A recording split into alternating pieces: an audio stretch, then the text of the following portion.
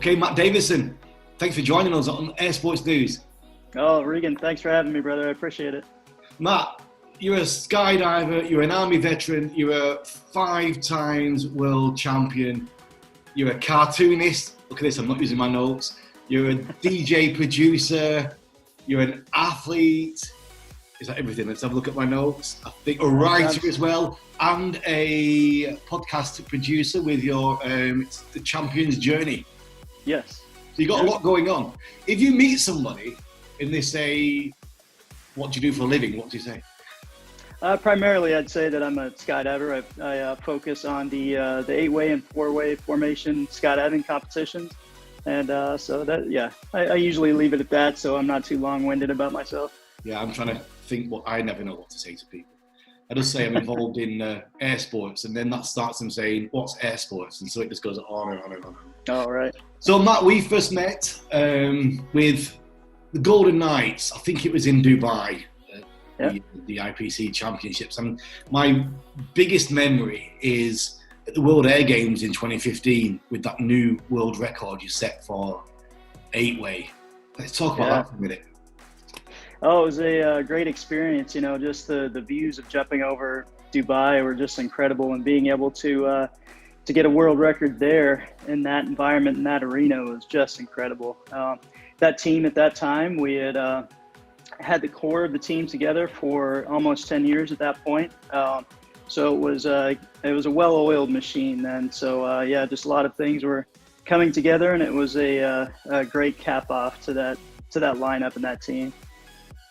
So with your skydiving now, you've just finished your 4-way with Arizona Airspeed, and you're going into 8-way. Tell me about that. So I was able to join Arizona Airspeed on short notice. I retired in July of last year, and Airspeed contacted me. They had lost a member of their team and needed somebody to fill in for a few months to do the U.S. Nationals and to do the World Cup. And it was exciting for me. I'd always admired Airspeed, and I'd watched their videos all throughout my skydiving career. So for me to be a small part of that legacy was just incredible. So the day after I retired, I went out to Skydive Arizona, and we started training, and we made 350 jumps, I think, within about a period of 3 months, and went to U.S. Nationals here at my home base at Skydive Paraclete XP. And that didn't go as well as we'd hoped. It was our first competition together with me on the team, so we ended up losing that competition by 1 point to a team called Rhythm. And then we went on from there to the World Cup and ended up winning the World Cup by a wider margin. We felt more comfortable as a team. We had competed together, and we kind of knew what we were capable of at that point. And right now, are you still in recovery mode after your operation? I am, yeah. It's 4 weeks to the day where I had total hip replacement surgery, and the recovery is going great. I'd like to give a shout out to the folks at Emerge Orthopedics and my surgeon, Dr. Darren Bagsby, did an incredible job. I've been walking around the track, trying to do a mile each day, and it was pretty tough the first week, and the first time I got on the track, it was pretty tough, but things are getting better every day. I'm getting more mobility, and I'm excited about getting back together with my team, Arizona XP8. I mean, you're an incredible athlete, Matt. I follow your content online on Instagram and the training regime that you have. How did you realize you had a problem with your hips? What was the first inclination? Actually, I was filming a commercial for the Army out in California. It was in 2014. And I started just feeling some tightness in my hip, and I just thought it was, maybe it was muscle pain. And I went on a run with a colonel who was our point of contact out there, and I noticed that after that run it started hurting a lot. So I just dealt with the pain for years, and it was about 2 years ago when I finally got an MRI, and I was complaining to the team physician about it, and she was like, yeah, okay, it's probably not much, we'll give you some stretching exercises, and I'll let you know soon what the results of the MRI are. And she got the results back, and she called me back that night. She was like, oh my gosh, Matt, you need a hip replacement like yesterday. Like, whoa, not what I was expecting at all. And the picture of your hip, which came out, was on my timeline for days. Every time I went on Facebook, it just kind of Sorry came about up every time. It looked like a dog bone. Oh yeah, it was pretty gnarly looking for sure. Yeah, it was just severe arthritis, and I think partially genetics and partially just repetitive use. I've been in the same slot in the 8-way formation. I think just pushing off the airplane on that right leg for almost 23,000 jumps. You know, I think maybe that just added up along with the genetics as well. How many skydives have you done in total now, Matt? Just shy of 23,000. Right. So When did you start jumping? I started jumping in 1990. I started with my father, who was in the Special Forces, and he took me down to, for my 16th birthday present, took me down to Fort Rucker, Alabama, and I started jumping there. Fort Rucker is the United States Army's home for helicopter pilot training. Yeah. And yeah, that's where I started jumping. They had parachute clubs there, and was able to, as a dependent with him, I was able to jump out of these incredible aircraft, Huey helicopters, Chinooks, and Blackhawks. Then we came back up to Fort Bragg, where we were living, and I was able to jump with the 82nd Airborne Division Sport Parachute Clubs and the Green Beret Parachute Clubs there, and just surrounded by incredible people. Yeah, I started in 1990. In fact, it's coming up on my anniversary. The 9th of the 9th, 1990 was my first. Oh, nice. That's awesome. So how long before the 1990 first jump, how long before that did you know you were going to be a skydiver? You were going to jump out? Well, I remember when I was 8 years old, my dad took me to an air show, and I saw the Golden Knights jumping into a demonstration there, and I thought that was really cool. I didn't know that that's what I wanted to do at the time, but I think really when I found out was when I was 14 years old. My father came back from the Halo training, the special operations free fall that you see with they're wearing all the gear with the oxygen masks, and he brought back some videos, and he started jumping on the weekends at the parachute clubs, and I was like, I want to do that. At the time, I was involved in theater. My mother was with the Boston Ballet Company when she was younger, and I was involved in different plays, Broadway style or off Broadway style shows. And so my dad at the time, he thought that I was more into theater, and he was like, yeah, okay, if you still want to do it when you're 16, let me know. So I was like, hey, I still want to do it. And he was like, all right, let's get started. So it was probably a good 2 years that I knew for sure that's what I wanted to do. So what were you doing with theater? Were you acting? I was, yeah. So it was a local theater, but at the time it was really great. They had here in Fayetteville and on Fort Bragg, they had these large theater companies. And I was just telling my daughter the other day, we were listening to some music from the Broadway show, The King and I. And that was one of the ones where I played Prince Chula Longhorn, and I was in some other shows, The Sound of Music and The Music Man with John Davidson. And so usually they would call in understudies from the Broadway shows to have them as the principal actors. So it was, it was a great experience. And I think in some ways it prepared me for the stages of competition later on for skydiving. Yeah. And I'm sure. I was talking with Pete Allen about this, about the similarities with competition skydiving and performance on stage. So much. The cross-referencing, the lines you learn. In fact, I've got another movie role coming up. I'm learning the lines for that right now. Oh, you've got your awesome. lines, which is your skydive. You've got your cross-referencing. You've got those energy, the nerves before you go on. It's a one-off hit. You walk on stage, you jump out of the plane. You've got to get through it all in one go. There's a lot of similarities.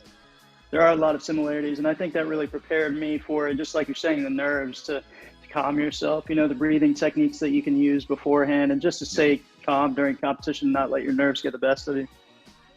I was doing a play a couple of years ago, and there was 4 of us, so it was like a 4-way.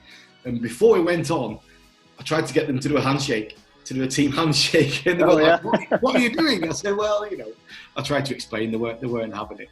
So some of your work I can see on the wall. Is that some of your artist work I can see behind you? No, actually, those are some different pictures that we've picked up that my wife Jen has picked up. She's on the Golden Knights as well, and we've just picked up from our travels around the world and have put them up there. Well, a cartoonist, you do the caricature cartoons as well? I do, yes. I designed the coloring book for the Golden Knights that the demonstrators take out to the shows and hand out to the kids. And that was a just a great experience, and kind of took me out of just the maybe the one picture here and there that I was doing for people. And the media relations section asked me if I would draw this coloring book. And the last one I did before that was before I was on the Golden Knights in 1992. So it was time for an update, and it was just a really good experience to take all that work and to put it all together. And I think I ended up spending a good 2 months working on that. To finish on the Knights, with it being such an iconic team and such a big part of your life, that must have been quite an emotional wrench to come away from it. It sure was, and I'll tell you what, my retirement ceremony was just incredible. I was able to have that ceremony in the hangar where the Golden Knights aircraft are maintained by their great maintainers and the great aviation staff there. And it was just incredible because I had friends and family from all over the country. I had current teammates that were there, and it was just an unbelievable experience. But it was just a great topper to an incredible career. I was able to spend a total of 25 years on the Golden Knights, and I started off on the style and accuracy team for 2 years. So I think I made around 3,500 jumps doing style and accuracy. And then I always wanted to be on the 8-way team. So I ended up trying out for the 8-way team in 1995 on the tail end of their victory in 95. And have pretty much, aside from a 2-year break, I was on the team ever since. And it was just an incredible experience. The team dynamics aspect of it is what, after, you win, you accomplish your goals of winning a world championships, and you're able to experience that for yourself, then it becomes about, continuing the legacy, with the team. So for me, that was the biggest thrill, I think, was the team dynamics and working through the process and ensuring that legacy continues. There's been a lot of championships, the world championships as well, a lot of medals you must have in your cabinet. Is the one win that springs to mind as being the one that you think about more than others? There is, and that was the 2012 World Championships, the Mondial there at Skydive Dubai. And there were several reasons for that, not least of which was that it was just an incredible stage to have that on, and the lengths that Skydive Dubai went to make sure it was this incredible experience. They just went above and beyond. But in addition to that, we were on somewhat of a dry spell for a number of years. So there's a decade of excellence that lasted up until 1998, I believe. And then after 98, we went on a dry spell, and, several things happened. We just had some, because we're in the Army at the time, we didn't have permanent slots to where you could keep competitors for a long time. So we were trading out people every 2 to 4 years. So that kind of inhibited our progress a bit, but also, we just had several other challenges throughout the year. So finally, we were able to, after a stretch of 10 to 15 years, we're finally able to win a world championships again and have a program within our team that we felt like we could build on and continue to win with it. And you mentioned your wife, Jen. I want to get her as a guest a little bit later down the line on the Air Sports News, but what an incredible force and talent she is as well in skydiving. She is just incredible. She was a female 4-way world champion in 2016, and she was the first female competitor to fly in a slot with the 8-way team on the Golden Knights, and she was also the first female on the Golden Knights to win in the 8-way, win the world championships in 2018. We were able to do that together, and it was a great experience. Do you ever rib each other about who's the most skilled skydiver between you? No, not really. Actually, we don't argue about much, but I'm actually doing some coaching for the Golden Knights now. And the only thing that we kind of get into some riffs over are training methodologies and things like that. So other than that, we have a great relationship, and I think it's just because we're so passionate about wanting the team to succeed, and we have slightly different ideas about it. But it's I can't I pinch myself all the time for the situation that I'm in and how great of a relationship I have with her. Yeah, it's brilliant to see it develop and keep continuing. With your DJing and producing, where did that come from? I think I started, it's been 20 years ago now. I was just really interested in the music. And I think the first time that I saw, when I heard the music, I think it was on the Blade movie. I don't know if you remember that one with Wesley Snipes. They had some DJs in there, and I think they were just whatever song they were playing there that really caught my attention. And I started getting into it more and more after that, and I just decided to buy 2 turntables. At the time, they were the vinyl turntables for records, and a mixer, and started doing that, and it just progressed from there. I just love the music. I love playing for people and experiencing when everybody's into it.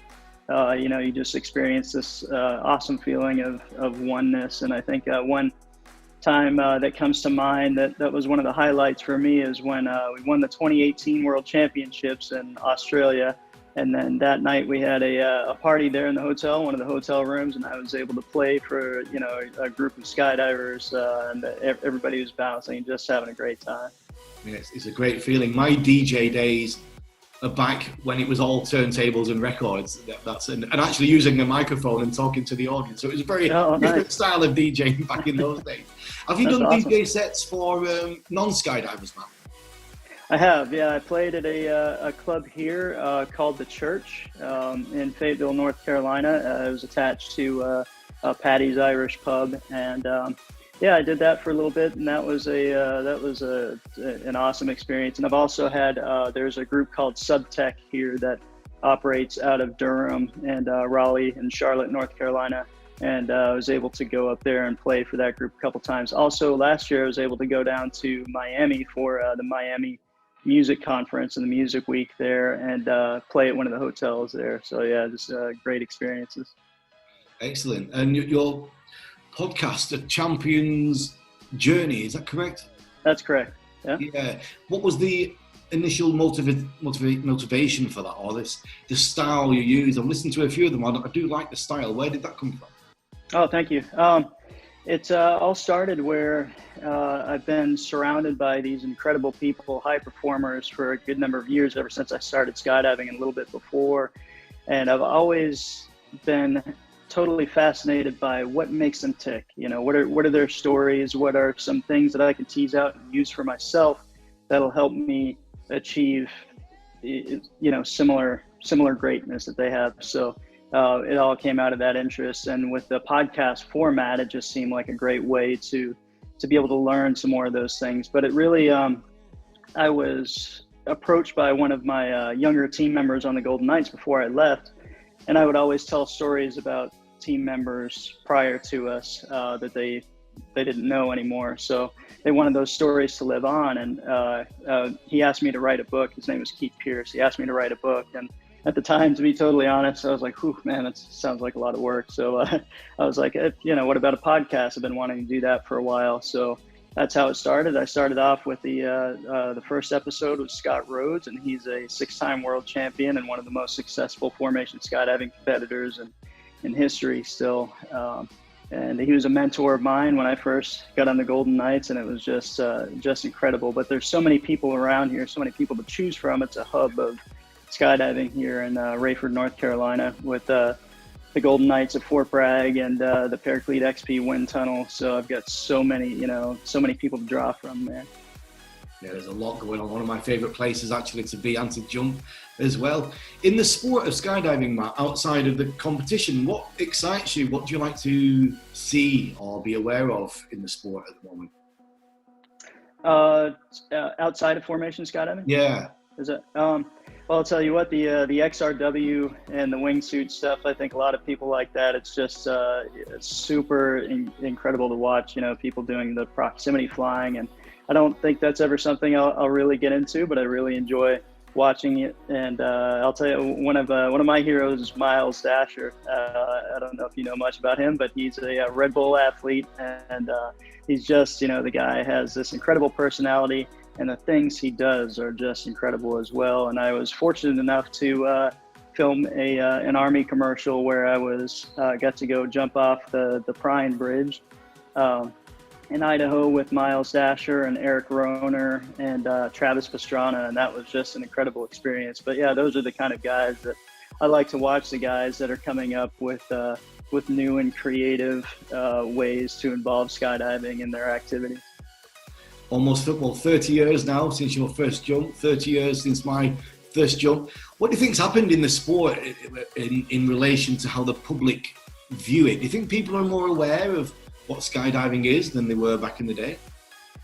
I think so. I think with the internet and that being able to spread information, I think it's gone from less of this fringe, totally crazy activity to more of one that involves an accepted amount of risk. And I think because of that, it seems like more people are getting involved. I think I read something with the United States Parachute Association not too long ago where they're getting record numbers of people that are getting involved. And I think that's, really attributed to the internet and the spread of information and people being able to watch videos and see how exciting it is and see how involved you can be in the community and how accepting that community is of you once you get involved in the sport. Yeah. It seems every action movie these days has got a skydiving scene in there. Oh yeah, for sure. The first one that comes to my mind is Mission Impossible. I think our friend Craig was doing some filming for that, and I think we know a number of people that were involved in that, and that was just some amazing sequences there. Yeah, it's probably one of the most, from a skydiving point of view, one of the most respectful cinematic skydives sequences that we've seen. For sure. Really, really up there as well. And David Blaine has got the bug now. He's been doing something with Luke Akins over the last few months. Oh, I'll have to check that out. Yeah, his next stunt is going up with balloons, and I think he's got to do 500 jumps before the event, so that's coming. With your work, Matt, working with the podcast, working for all these years, 25 years, with people performing at their highest level, athletes at the best they can be. When you see the celebrity athletes from the world-renowned sports, you must have a connection to them in your mind. You must be able to feel what they're going through. I feel like I do, and obviously the arena is different, but I think the psychology behind it is very, very similar. And I've always been attracted to learning more about that. I've a book that I bring up in my podcast is a book called Relentless by Tim S. Grover, and that really, I think that's one of the best books that I've found that digs deep into the psychology of the high performer athlete. And it is incredible, and I would hopefully the podcast will be able to grow, and I'll be able to have some of those people on as well. I don't want to limit it to just skydiving. As a matter of fact, there's a chef here in Southern Pines who's just incredible. He's got this incredible restaurant called Chef Warren's, and I've talked to him about being on the podcast as well. And there are other people like that are just masters in their field, and I'd like to learn more about their mastery and what makes them tick. Brilliant. That's a good thing about podcasts. You haven't got a big corporation, TV network demanding what you do. You can really go with your own ideas with it. Going back to the four-way for a second, it's exciting times with the new lineups for Airspeed and for Hayabusa. It's going to be an interesting couple of years, eh? Absolutely, it is. I haven't heard too much out of the Hayabusa camp, but I've talked to Michele a bit, and we kept in touch when I was starting with Airspeed, and he knew that he was going to be into getting into Hayabusa at the time. So we exchanged some nice messages there. He asked me how training was going, and I've asked him how it was going too. We both had the same kind of sentiments to where it was extremely challenging. You get thrown into a team where you've got 3 of the other team members have already performed at an elite level, and when you put someone like me, who I have a lot of 8-way experience, and I've done a fair amount of 4-way over the years, but performing at that level it's just an entirely different skill set. It's more nuanced, and it can be equated to drinking out of a fire hose, or I think one of the guys said on the team that feels like you're strapped to the front of the truck driving through a cornfield. So you've just got all this information being barraged at you.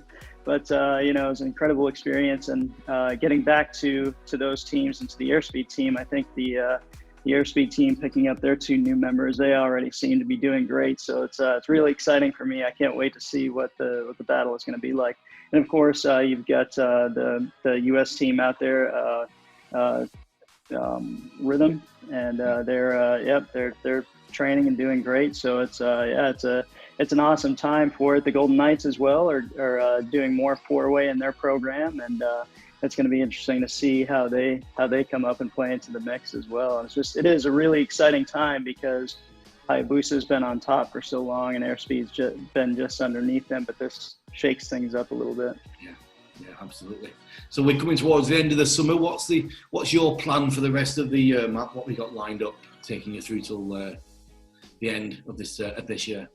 Well, the end of this year, we just found out that the U.S. Nationals was being postponed until next year, or canceled for this year due to the COVID-19 situation, unfortunately. But it's a good thing that, we're making sure that we put public health and safety as the number 1 priority. But for me, I've got 2 months before I can jump. So I'm just really focused on my recovery and making sure that I'm strong and ready to go by the time it's time for me to get back into slot with Airspeed XP8. And it's they're training right now. They've got a 2-week training camp going on here at Paraclete XP, and I've been going out there and watching them. Their skydives are looking great. One of the members of SDC Rhythm, excuse me, is Andrew Happick, and he's filling in for me right now. And it's watching them go fast and do great. It's just making me chomp at the bit to really want to recover faster and be able to get in there as soon as I can. But it's nice for me personally that the Nationals were put off until next year, because now it's not a rush for me to get in there and maybe rush the healing process too much. So really focused on that and doing some training, and looking forward to coaching the Golden Knights some more as well this year in their 8-way through the end of the year. And that's pretty much it. Maybe some DJing online just to keep up with it. And Brilliant. That's a good place to leave it. I look forward to seeing your next set online, Matt. I'll get it fired up while I am cooking dinner. I do like to do that. But thanks very much for joining us today on Air Sports News. Matt Davidson, it's been a pleasure. Thank you so much, Regan. I appreciate it.